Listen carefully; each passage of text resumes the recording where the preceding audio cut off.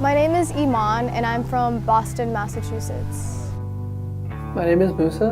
I'm a senior in high school at the Middle College at UNCG. My name is Saria Abusali. I am in 11th grade and I attend Claremont High School. My name is Ahem Muhana and I am from Philadelphia.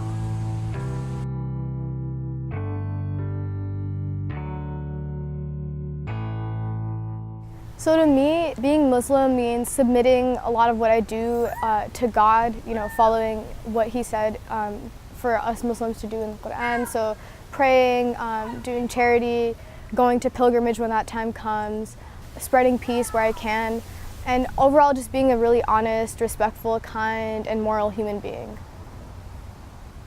I guess what I had to say, what I love the most about Islam is the fact that I feel like it's very family oriented. Like a lot of times, we refer to each other as like brothers and sisters. So I like that idea. I guess like the word Islam itself, it actually means peace. So this idea that people have that Islam isn't a peaceful religion, it actually is. There are just a few certain people who are, who aren't.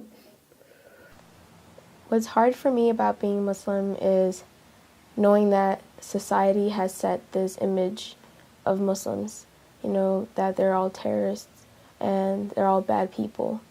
I feel that I have to show that I'm not a terrorist, and I have to show that I'm not a bad person by being extra kind to people, by being extra honest, by making sure I never do a mistake, because that mistake could be pinpointed against me, proving that I'm quote-unquote a terrorist.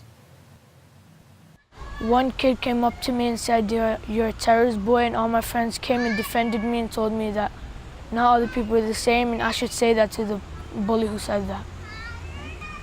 I wish that other people that weren't Muslim would know that Islam is peace.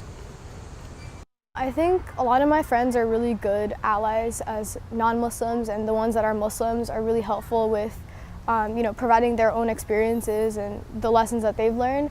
But as far as my non-Muslim allies, I think it's really helpful when they're able to educate someone, when we're out in public and someone says something and they step up, having the privilege of not being a Muslim, and those other people, maybe taking them more seriously, to speak up and say, no, like this is not what's right, this is not true, this is not just.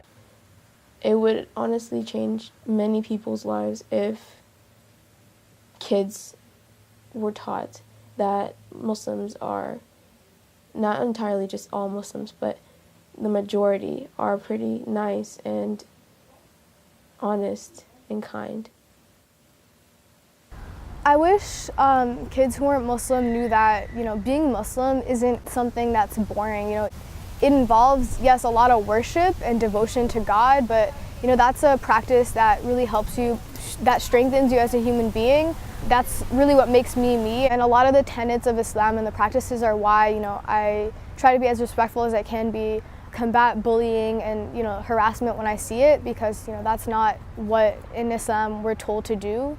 And so, yeah, I would just tell them that, it's a really peaceful religion, and there's nothing about it that they should be afraid of or think, is hateful.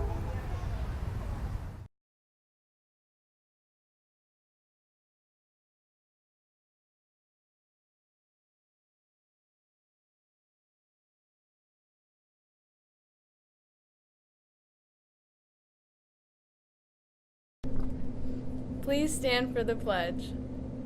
I pledge allegiance to the flag of the United States of America and to the republic for which it stands, one nation, under God, indivisible, with liberty and justice for all.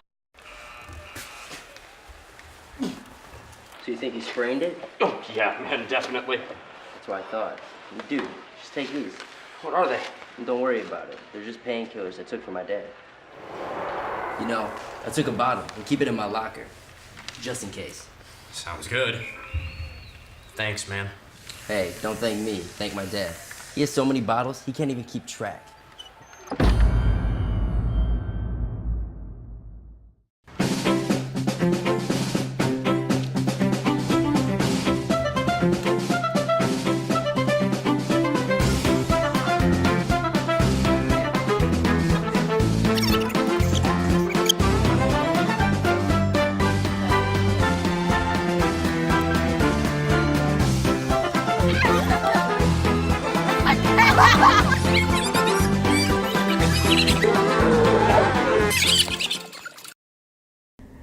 Good morning, Tigers. I'm Caleb. And I'm Whitney. Today is Wednesday, December 13th. Today we've got a story about some possible changes coming up for class rank calculations. And then Sarah's got a special package about some special people. First, we've got some amazing new announcements. There are no club meetings noted for today, and it's a Wednesday, so there aren't any events happening. Well, that was anticlimactic. That's fine. That means we'll have more attention for a character dare. Growing your character is just like everything else. You have to practice. We are going to issue you a character dare for you to show our school community how strong your character is. This character dare is called Table Trash. Here's what it means. Near the end of your lunchtime, go to a nearby table or group and offer to throw away anything for them that they are through with. Don't be grabbing their drumsticks before they are finished, but offer to take anything that is garbage. Even if they don't have anything, it makes everyone feel good and shows how selfless you are. No, really. We mean it. Let's try to see how many people we can catch doing the Table Trash character dare today. Take a nice photo of someone successfully completing the Table Trash Dare, include your names, and send it to brfhs.paw.print@gmail.com. We'd like to include a few of the announcements in the future. It's time to move on to a new idea about class rank. As many of you may have heard, getting rid of the class rank is a big possibility. Me and Lois talked to Mr. Chambers as he explained what would replace it. There's been a lot of research done on the differences between class rank with valedictorian and salutatorian. So you have then the top student in the class, the second student in the class, and then rank down from there. And so if you think about that, you essentially have one student who's the best student in the school, right? And so if everyone knows who that student is, by the time you're a sophomore, you probably know about who the top couple 3-4 kids are going to be. Then what motivation does numbers 6, 7, and 8 have to try to work a lot harder to do well and improve their grades as well as everybody else down the line?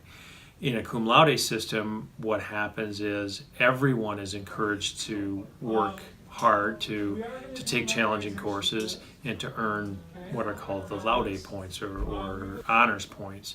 And so there's no limit to how many students can receive the highest honors or summa cum laude, and there's no limit to how many students can receive with honors, and there's really a system that helps kids to increase their chances of going to a post-secondary school to continue their education after high school, and it allows them to build a rigorous schedule, a schedule of tough classes, because the more tough classes you take, the more points you get towards those graduation with greatest honor, with honors, or honors.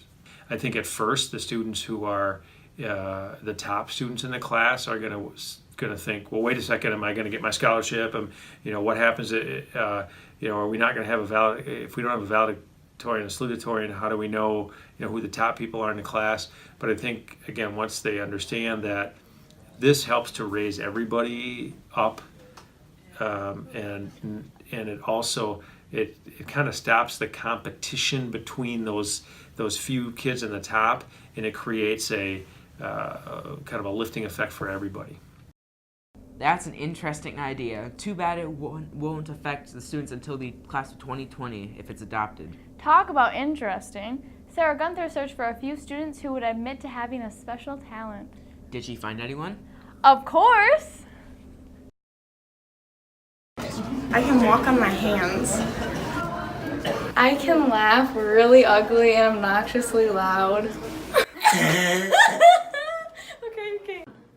My special talent is saying the ABCs backwards in about 4 seconds. 0xWV2 SRQ PONML KJIH GFE DCBA. That's all we have for today. Remember, restart your computer. And check your email, check your grades, and check your attendance. Have a great day, Tigers. Bye. Wait.